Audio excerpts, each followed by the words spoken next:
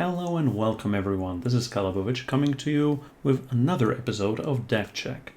This time it's going to be about the expedition format instead of the usual throne format. And what I have for you is a combination of a slightly on-meta, off-meta deck, a Karendon-ish control deck, that is meshed with a draft-like meme. You ready for it? Are you ready for FogRod?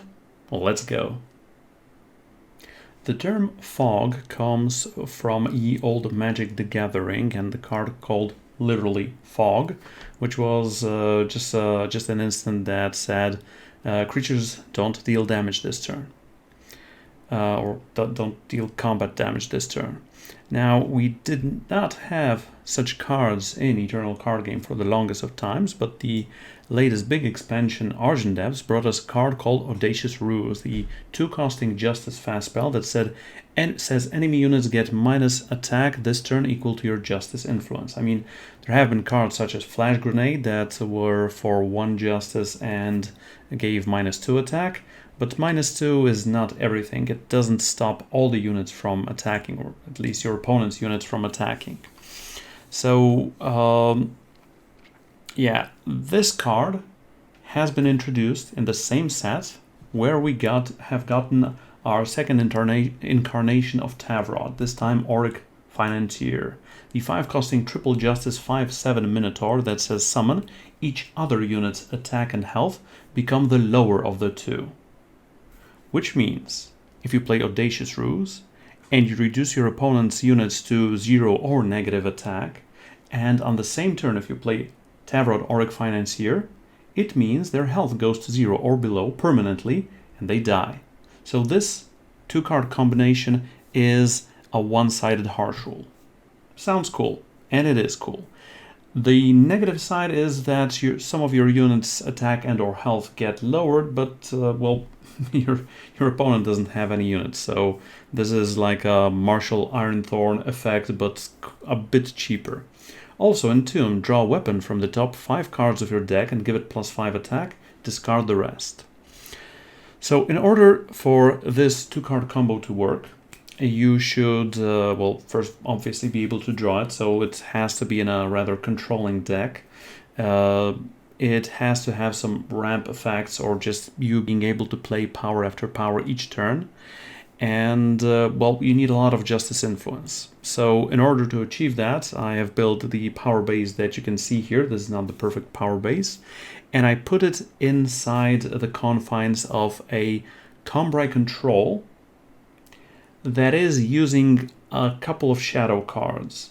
But mostly it is using Shadow for the 8 Silex package, because Combri itself is the Vow color, but if you add in Shadow, you have both Xenon and Argentport Silex that you can fully proc off of a Shadow symbol, just one Shadow symbol. And with Petition being the main power drawing card in Expedition, not Seek Power, which allows you to draw any power card of your choice from your deck, that one Shadow symbol is usually enough, but I'm getting ahead of myself. So this looks like a Karendon control deck, but in its heart, in its base, it's more like a Combri ramp control that just honestly splashes Shadow for backbreakers, because you already want to have a lot of Justice influence for Audacious Ruses.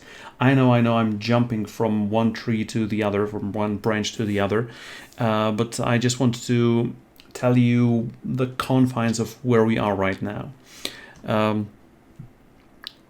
Honestly, if you combine Combri and Backbreakers, you have really good armory baseline. I mean, obviously, if you included fire for Strange Blacksmiths and or Soul Drain Smithings and maybe some other weapons, you would be home as well. But for this deck, I think it has enough going for it so that FogRod can succeed. Even if not as Tier 1, maybe around Tier 2, 2.5. So we have our unit base here, and this is also slightly better with the introduction of the Vow color smugglers in in the recent, well, not recent, but in one of the last patches. So Cambrai has its smuggler, the Pearl Abbey smuggler, and it is one that grows, which is obviously cool. But let's start with some of the armory support that we have in Expedition. So let's start with units, and the first one is Jadehorn. This was not Jadehorn was not in my initial build, but it turns out it is better than some of the other cards that I have included here previously. It's a 3-costing double justice 3/3 Minotaur with Warcry and Pledge. And given that this is a rather hardcore control deck, that Pledge, if you need it, well, just go for it. I mean, you sometimes might need it. It is better to have all your power to be able to play your other cards than just being sure to have Jadehorn on turn 3. On summon, you gain 3 armor, and your avatar can attack an additional time this turn. Which means if you already have a Backbreaker, you can attack twice, or a Massive Greatsword. Also corrupted 6, which means Jadehorn leaves behind Jadehorn Shade, and you can pay 6 and sacrifice said Shade to reuse the summon effect, you gaining armor, you being able to attack an additional time on the turn. Pearl Abbey Smuggler is the smuggler of choice, the 3-costing 2/1 Cambrai Merchant. When you play a spell, this gets this gets +1/+1 permanently. And on summon, you can work with your time and or justice market. Next up, we have Diana, Faith's Shield, the 4-costing quadruple justice double time 2/4 flying mage with a huge summon effect of draw a card, gain 2 health, and gain 2 armor. So this also, not only is it a redraw, it has a good defensive stat line, it helps you with your relic weapons, but also she has an ultimate ability of pay 12, which is a lot, but it is achievable in this deck to give Diana plus attack and plus health equal to your total influence. And if you quickly go through the influence list here, through the power base here, you can see that we have 7 justice sigils, and the remaining 18 cards give you 2 influence each. So that effect is usually huge, and that's just a 1 swing away from winning. But you have to get up to 12. And to do that, well, you need to be a control deck at heart. And, well, Tavrod. 4 copies of Tavrod as well. But we also have 4 hidden units here from Beyond. In this list, we can play it for face value, which means we can just play it for the 1-costing shadow spell. Choose a unit or spell with cost 3 or less from the enemy player's hand. They discard it. And believe you me, this effect has been for me in some previous decks I've played in Expedition huge, really huge. Just being able to dismantle some of your opponent's early strategies is very good. You cannot, in this list, you cannot cast From Beyond on turn 1, but you don't have to cast it on 1. You can cast it on 2 or 3 just to have a glimpse at some of the cards in the opponent's hand and get rid of one of them. But you are mostly playing this card for Maeve, Walker of Eons, because if you have 3 time and 3 justice influence, all copies of From Beyond in your void, in your hand, in your market, in your deck, transform into Maeve, Walker of Eons, 4/5 Cambrai unit that says the first time you play another unit and the first time you play a weapon each turn, draw a card, but also summon, put all units and weapons in your void into your deck and give all of them +4/+4 permanently. So even those Jadehorn Shades can be quite deadly. Maeve allows you to reshuffle some of your deck, and it is a huge mid to late game card advantage engine. Now, here's the thing. When I was building this deck, when I was thinking about this deck, I with Corendon Control in the previous Expedition formats, it has always been, yeah, okay, so I have good cards, I have controlling cards, I have great units, but I can't achieve card advantage without having sweepers, like board sweepers. So if I cannot 2-for-1 or 3-for-1 the opponent with a Shinra Speaks or a Harsh Rule or something like that, then I don't have any card advantage.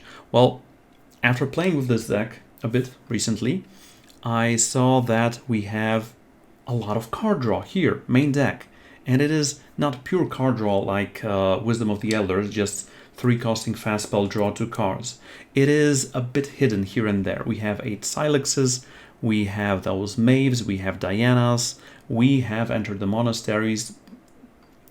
You should not be lacking cards in this deck, so you don't need to run cards like I'm blanking out on the name. It's a 5 costing time spell that draws you 2 cards and gains you 2 health.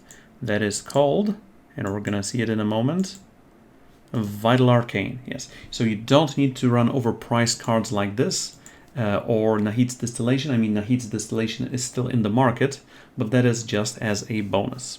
Okay, so we have the units and the hidden units here already taken care of. We have then 4 copies of Backbreaker, the 5 costing double Shadow Relic weapon, a 6/1, but on summon it gains armor equal to your Justice Influence.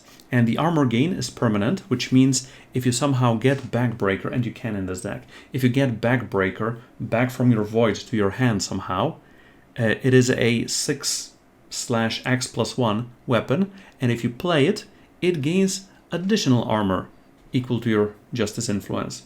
So, although you don't have strict life gain in this deck, well, aside from Diana, you have a ton of armor gain from also Diana, Jadehorn, and those weapons. Next up, 2 copies of Massive Greatsword, the 7 costing double Justice 7/7 relic weapon that says Massive Greatsword can be killed except by reaching 0 armor. Okay, I'm running 4 and 2 just in case opponent has a way and or means of getting rid of all Backbreakers, and it did happen to me. An errant Rain of Frogs has touched my Backbreakers, but at least those frogs were very cheap card redraws with Maeve. Long story short, 4 Backbreakers, 2 Massive Greatsword. Also, you are running 6 relic weapons so that your Tavrod can on again, off again, find that weapon and give it +5 attack. So it's not just for the summon effect, it is also here for the entomb effect. The rest of the deck, aside from power obviously, are spells, and these are controlling spells, your typical controlling spells, or power drawing spells, like 4 copies of Defiance, the 1 costing Justice fast spell, that either kills an attacking enemy unit with cost 3 or less, or stuns an attacking enemy unit with cost 4 or more. Even if you're playing against a control deck, it is good that you have your Defiances in your main deck, because you're not losing to all the other aggro decks, and you are safe. And you can always just pitch them to your market with Pearl Abbey Smuggler or something like that.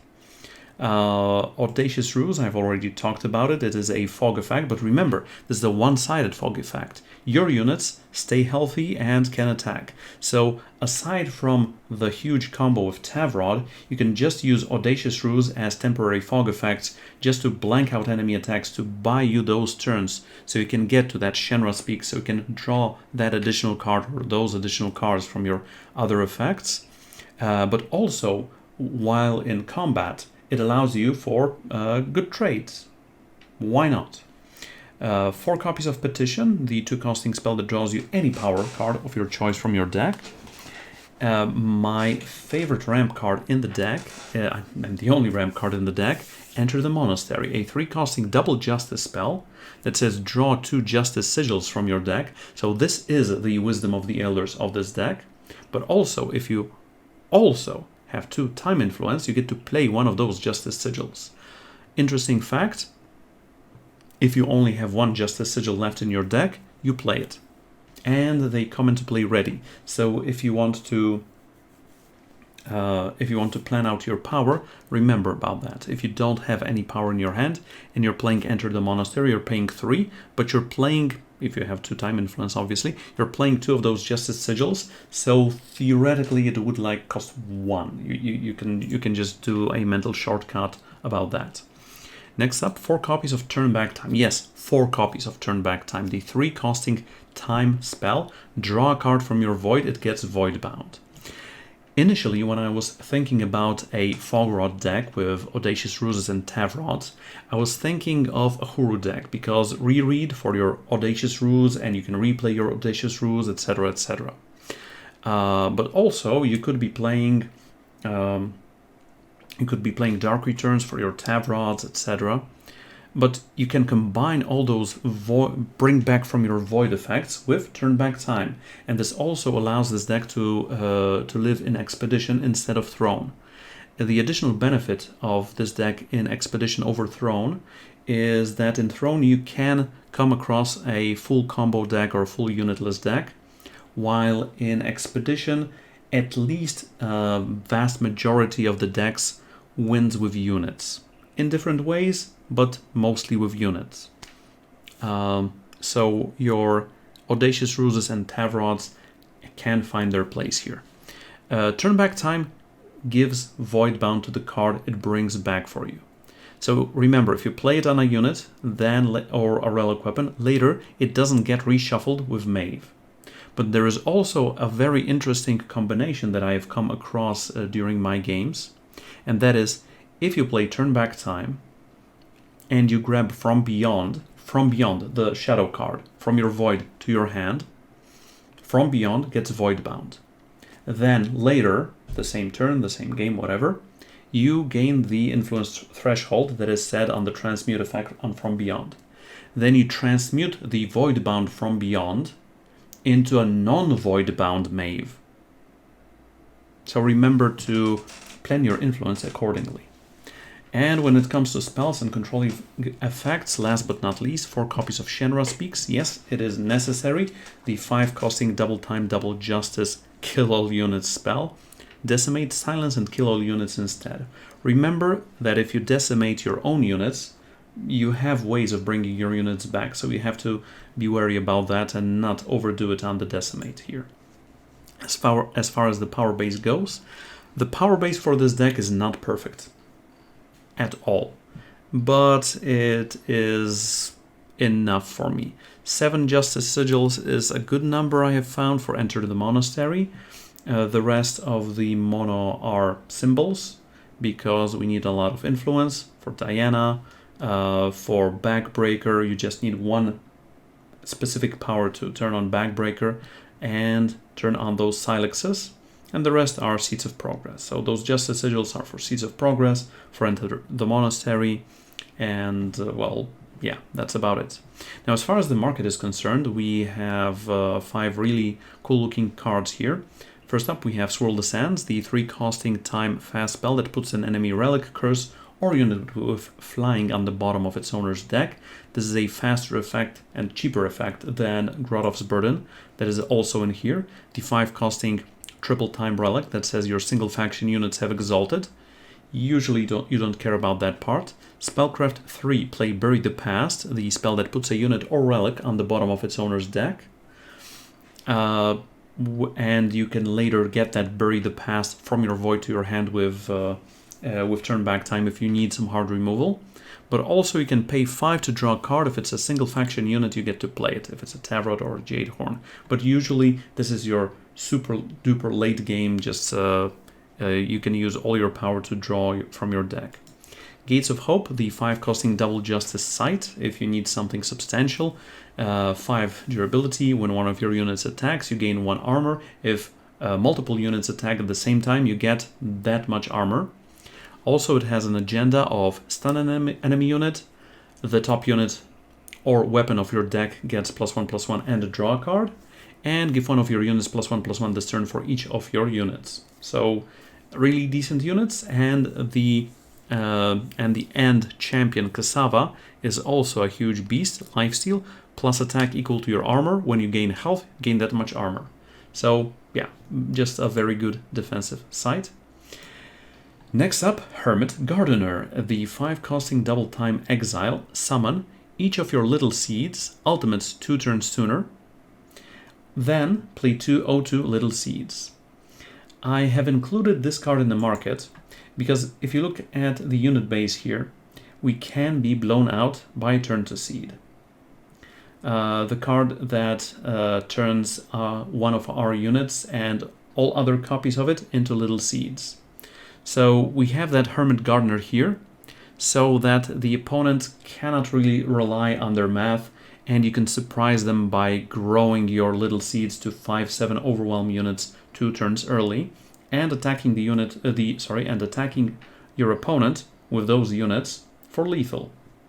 that much sooner. Also, it's a 6/5 unit. Also, if you're playing against a very aggressive go white deck, you can go for it and you have a 6/5 unit and 2 O2 blockers, which is also good. And last but not least, Nahid's Distillation, the 7 costing time spell, draw 3 cards, but you may exhaust a unit to play this for 2 less. So if you are playing Pearl Abbey Smuggler to get that Distillation, you usually have that unit to play Nahid's Distillation.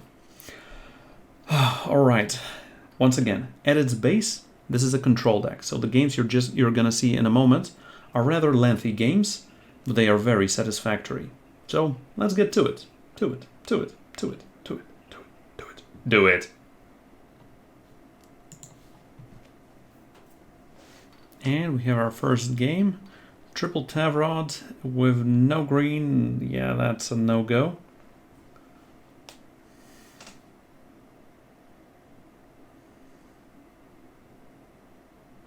Now, this is slightly more like it.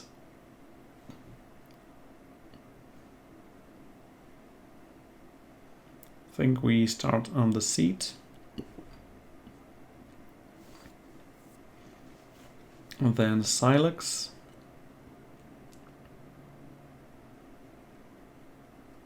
Petition, sure.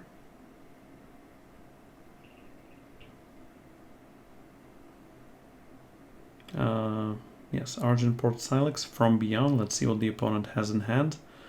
Okay, Steam Blast, Mobilization, turn to seed, Wisdom of the Elders. I think it's between Wisdom and Mobilization. Not turn to seed though.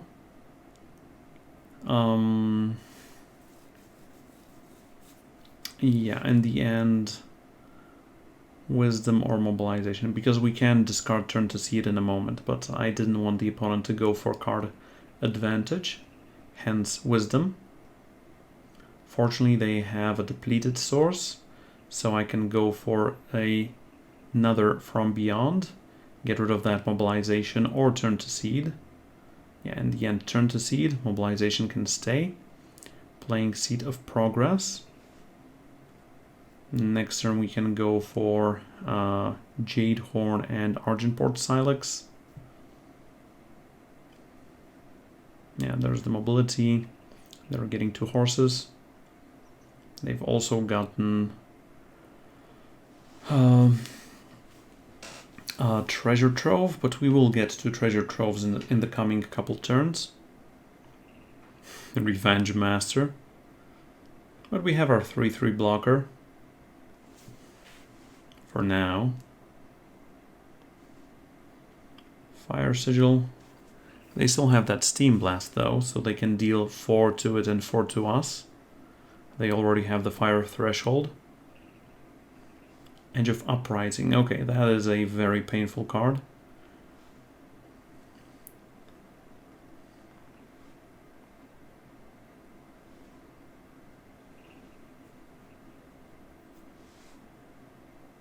They're discarding that Treasure Trove. I mean, they've already drawn the card. Yeah, this is an easy block. Okay. Now, we could use...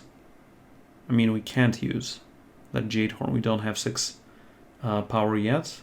So let's just redraw a card. That's another Silex and play another Jade Horn. Just go defensive here until we can start doing some other things, some greater things.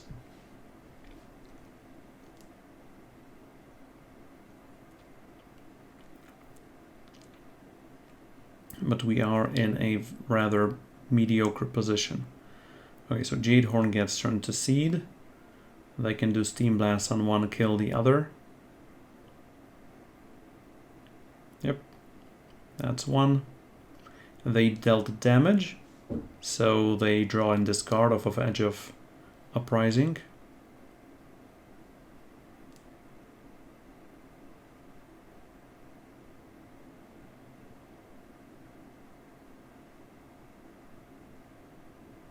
And once again, looty loot.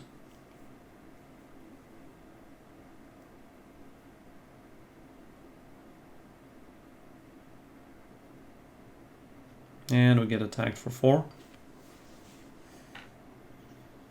That's horse damage. Okay. Now, usually it goes for the Justice Silexes. And we're gonna get a Backbreaker, but Backbreaker doesn't do much here. We're just gonna get horsed around. And the opponent is gonna attack us through that Backbreaker. Yeah, sure, fight.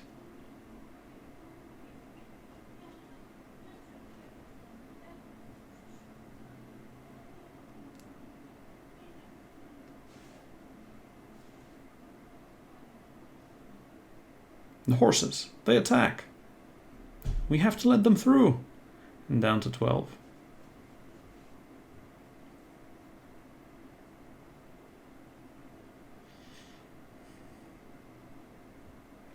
Jack. Jack is a problem. But what can we do?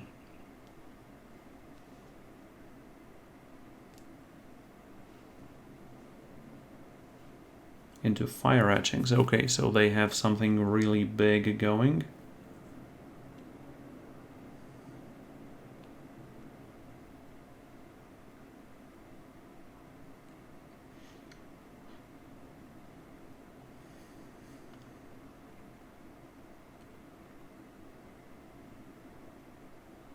Okie doke.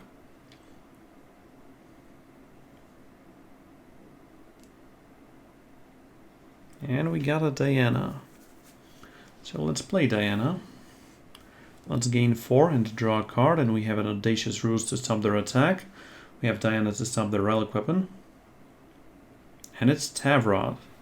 So this turn we can do Audacious Ruse for the blocks. And next turn we can go Audacious Ruse into Tavrod to clear the board and have a 5/7. And their weapon is smaller than a... and not big enough to take down a 5/7.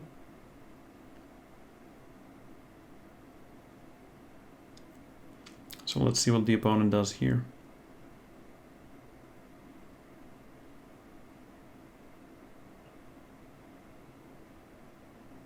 Another fire etchings. Okay.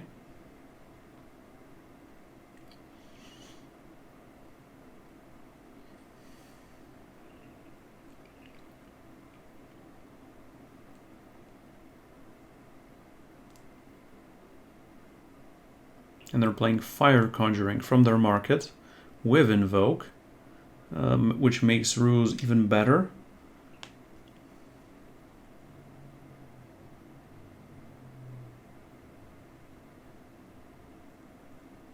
I'll let them choose their card.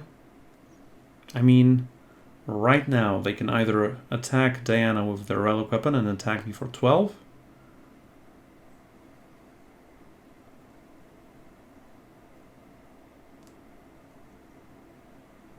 I think I would first attack with the relic weapon. But given that they're doing what they're doing, I'm going to block. Wait for a moment and play Audacious Ruse. They don't seem to have any stops here, but I'm using my old draft maneuvers of waiting for a moment. No fast effects, so Horsey died. I mean, in the end it doesn't matter because we're just gonna kill everything else with Tavrod anyway. Draco Shaman Circlet. That's a nice invoke. And Ten de Flock is gonna die here as well. Okay. Now Audacious Ruse. Play Tavrod. Play Shadow Symbol. One-sided Wrath, and we have a 5/7.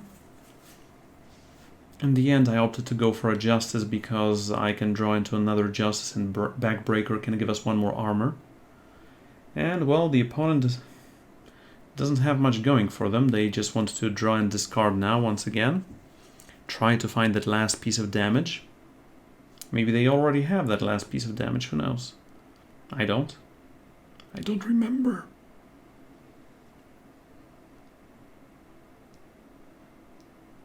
No, they do. They played a Flash Fire. But we have gotten a massive, even more massive Greatsword, thanks to Tavrod. Okay, enter the monastery. As I said, it costs theoretically 1, because, well, we are at 8, but we are getting up to 10 this turn. So we can play all of that. We can play Massive Greatsword, and we suddenly have a 12-9 relic weapon swinging at the opponent's face. And we have some card draw in our hand as well. So those were some really good Audacious Ruses. Now, unless the opponent has any cheap blockers, this game is over. And it is. Alright, on to game number 2. Okay, we have a live opponent here. And a decent hand. The biggest question is which influence are we going to grab? Which power card are we going to grab with Petition? That's gonna mostly depend on what we draw here. Justice Symbol. Okay, we can start with Justice Symbol. Siege, sure. Petition number 2, which means petition number 1 can go for another, another Seat of Progress, so we can play Enter the Monastery next turn. Okay, that's nice. This means Enter the Monastery this turn. And we can enter the Monastery next turn into petition for a Shadow Symbol and play that Shadow Symbol.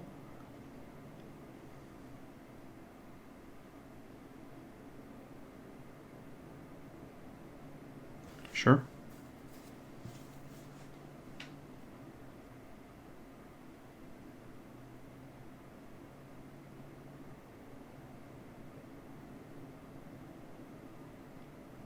And turn 5 Massive Greatsword. That should be of great help.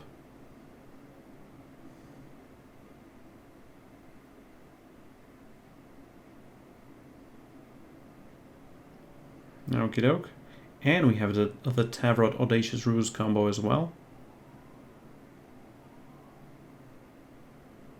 I went for a Justice Sigil, but I should have gone for the Silex, I guess. Not that it makes a huge difference. The only difference would be if I have drawn, had drawn another one of those. Another one of the Silexes or a petition and nothing else. Nullblade. Nullblade is an interesting choice. And with a second Tavrod in hand, I think I'm just going to play one of them. Opponent also has Face Aegis, so I don't want to go for that.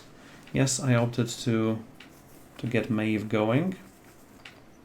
Time Symbol doesn't do much for us here. Let's play Tavrod because Tavrod is bigger than their weapon. Plasma Primordial. Oh my goodness. Okay, so we want to kill it and kill their relic weapon, so we are playing Audacious Ruse, but we are playing a spell, which means with Plasma Primordial in play, it means that we are losing all other copies of Audacious Ruse from our deck. But that is going to be for the better, I believe. And play the depleted power. Because our Tavrods are getting turned to seed, so well, yeah, at least we are doing that as well. I was thinking of playing Maeve, but opted not to. Another Plasma Primordial. Okay, let's go for Shenra Speaks.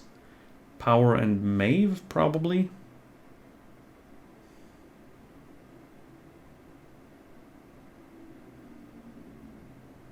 Yeah, we're discarding the other Shenra Speakses, but we do have turn back time in hand, so we can just replay one of them. And I'm playing Maeve because I have nothing better to do with this hand. And Maeve is also getting turned to seed. That's a very inappropriate opponent. Fortunately, we have a backbreaker, and we want to attack the opponent for 6. But as it turns out, they are going to play at any cost at us, decreasing the weapon to a 3/7. Still a decently sized weapon, but a smaller one. I was thinking about playing turn back time on Petition to get a Silex, to get a treasure trove, etc. But in the end, that turn back time is also our next Shenra Speaks, if we need it. So opponent looks like is at any cost control.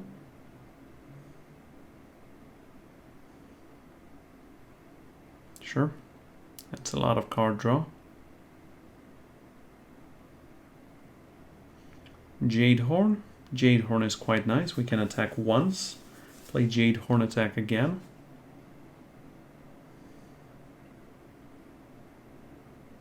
And turn back time can be used on Jadehorns to, well, attack the opponent a couple more times.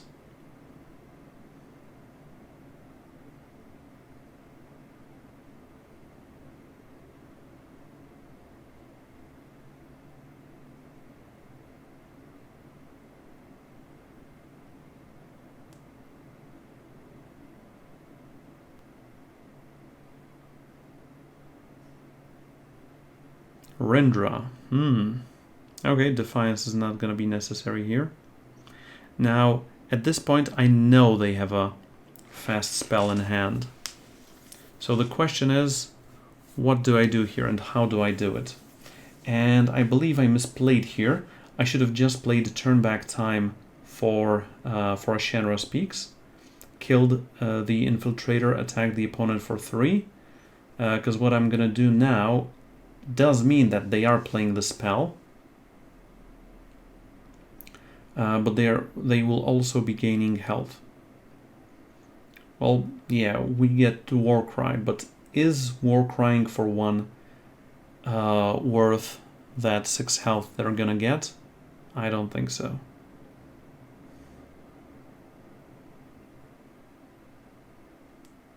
And we are also losing the Shade here. So at this point I was considering going for Shade on us to get us to 13 armor, attack their Rindra twice, but the opponent would get up to 28 health. And well, the way we can win here is with relic weapons. Plain and simple. So yeah, this turn was played incorrectly. Now that I look at it in retrospect.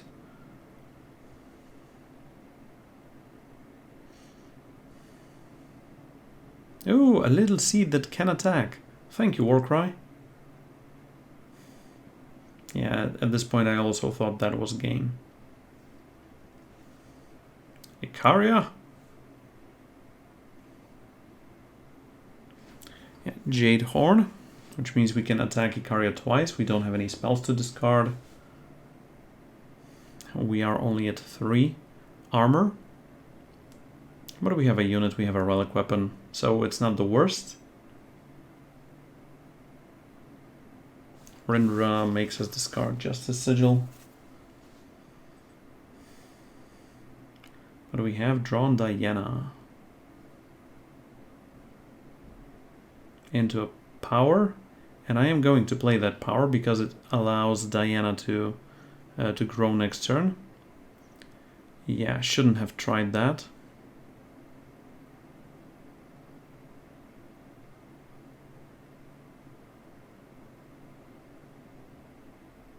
Torn of Filth? Okay.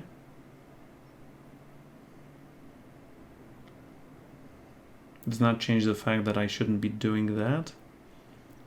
That relic weapon attack. And it turns out the opponent does not have an answer to Diana.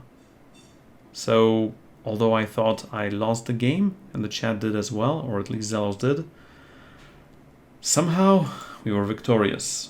Alright guys, on to game number 3 now. Okay. Yeah, that's a lot of influence. Well, that was a snap keep from me. Because we have all the influence and all the power. And we can fog them for 1 turn, then return it, then fog them for another turn, so... they can just go and... I'm not gonna say it. I was trying to decipher what the opponent's username means.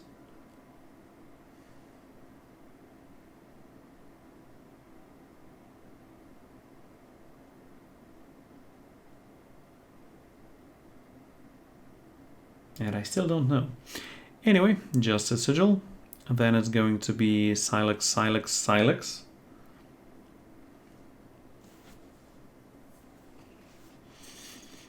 We don't have any good ways of playing Diana, though, if we draw her. Jade Horn. Okay, so Silex into Justice Sigil and Jade Horn. That's what it looks like right now, at least. Spire Chaplain. Sure. Okay, we got those Jade Horns.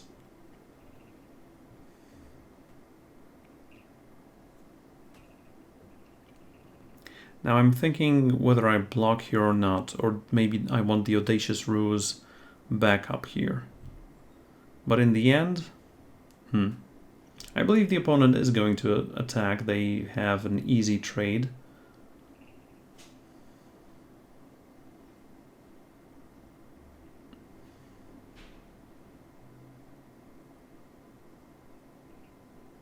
Just deserves. Sure, so it didn't matter in the end if I attacked or they attacked. I'm not getting a war cry, but that's about it.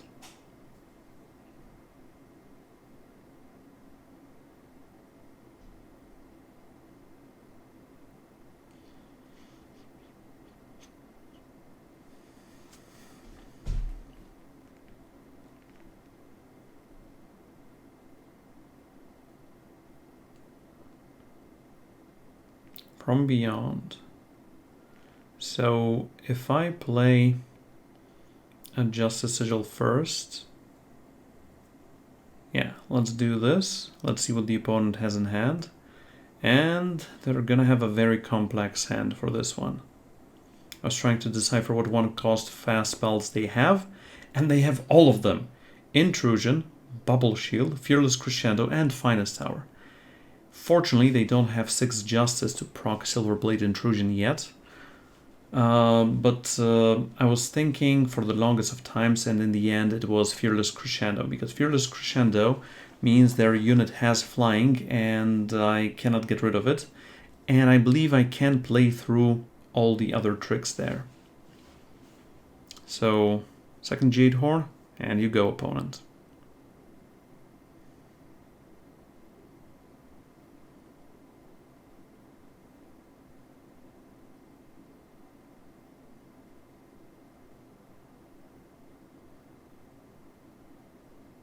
Shield Bubble, Silverblade Intrusion, Finest Hour. That's what they have. Now, here for a moment I was thinking of doing an old draft thingy of trying to block, think, and not block in the end. Sometimes people just do what this opponent does, which means play Finest Hour. If they're, for example, not paying attention. Now I have that From Beyond in the Void, and I'm thinking whether to go for it or for the Jade Horn. I could also just go for my Audacious Ruse. Silex, yes, that is what I play. But in the end, what I opted to do is turn back time, get that From Beyond, but not play it. Next turn, play Xenon Silex and have a Maeve handy. We know they have Bubble Shield and they have Intrusion.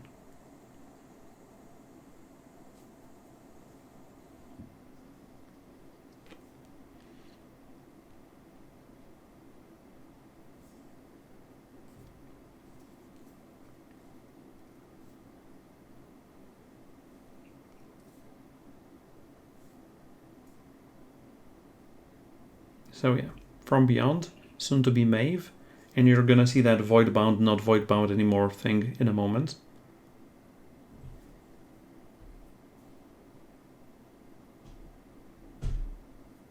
Yeah, here I know I'm gonna play Maeve next turn, so I might as well block with this.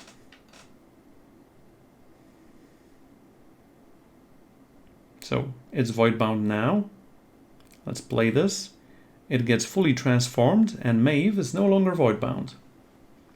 I'm gonna attack first in case opponent has any shenanigans that are going to kill this Jade Horn.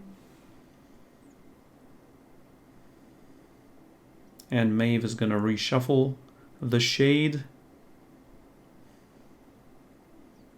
And that's it. Talut, the Iron Gate. Okay. I don't think I want to block here though. I think Maeve is going to give us much more than that. So we can take 3 damage here. Yeah, we can take 3 damage here. They still have at least that bubble shield.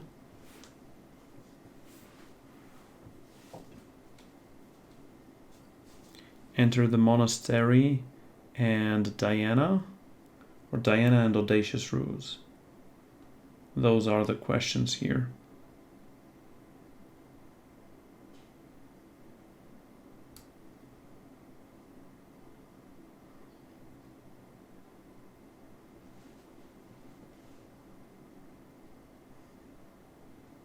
And we're gonna draw a card off of Diana and a card off of Maeve. So all in all, a very good deal.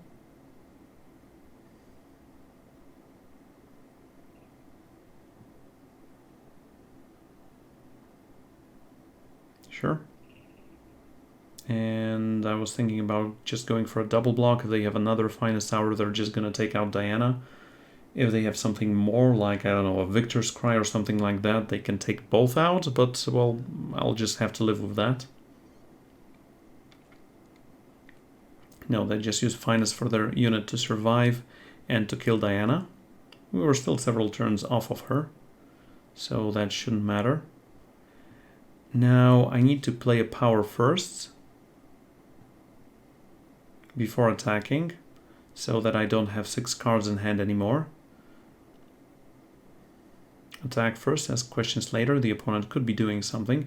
And we do have the Ruse Tavrod combo as well, once again. So let's go for it.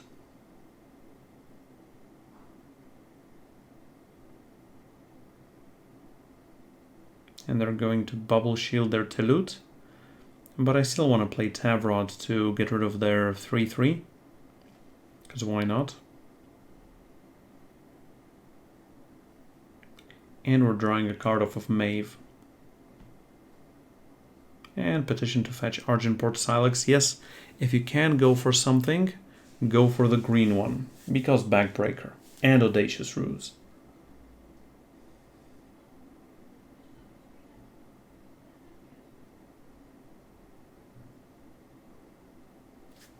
Okay, we can redraw this hand. Thank you, opponent. Oh, Jadehorn Shade, nice. Some relic weapons.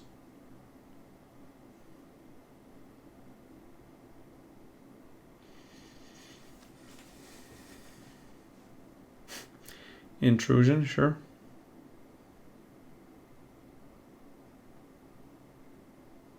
Time symbol.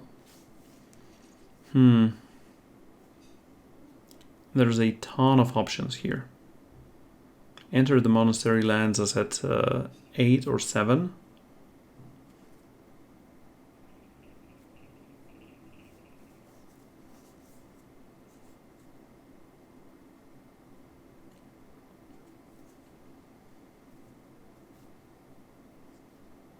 And I went for Backbreaker, which draws us a card, into Jadehorn, that draws us a card. We have another Audacious Ruse, but we don't have another Tavrod.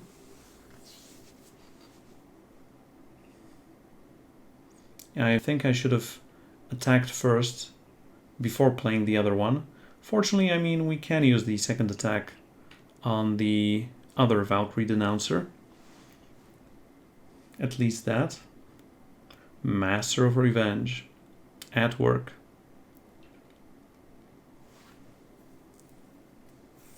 Sure, opponent. And the Denouncer from hand. Korosh Stranger. Sure. Yeah, we'll take 3.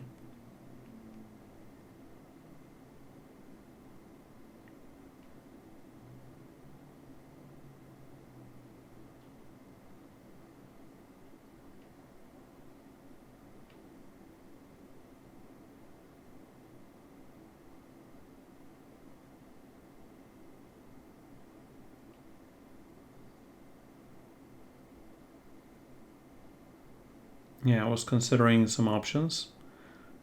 We have a lot of cards in hand.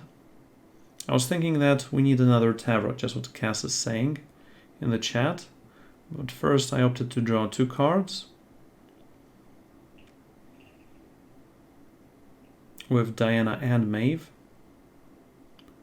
Try to kill their Denouncer.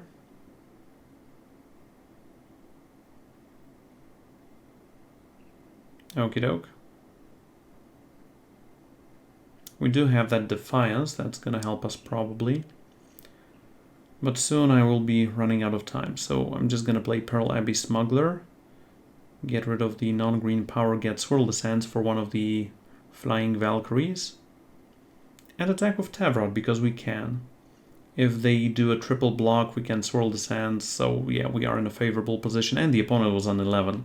So I do like that attack a lot. Justice symbol, making our unit smaller, into something no one was expecting, ever.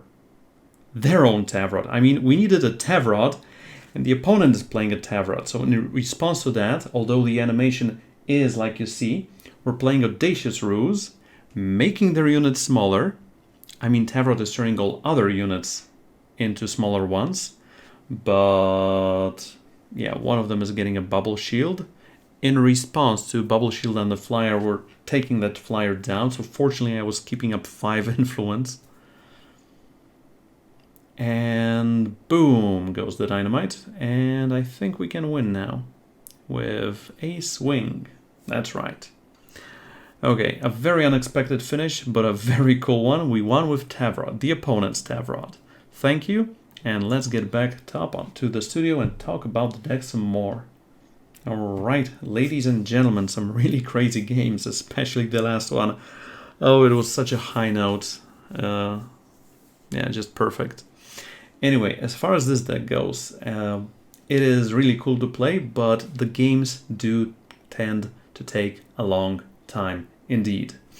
Where this deck could be improved is probably the power base and the market. You could also try to run one lower on turn back time maybe, or Defiance or something like that, or turn Jade Horns into something else. But as it is a playable deck. Just don't expect to get to #1 in Expedition with it, but you can expect to have some fun. And when you Audacious Ruse into Tavrod, that is going to be a lot of fun. Remember, if you're enjoying the show and would like to show some support to this channel, please click on subscribe. This is going to be it for this week. Thank you very much for watching. Calebovitsch out.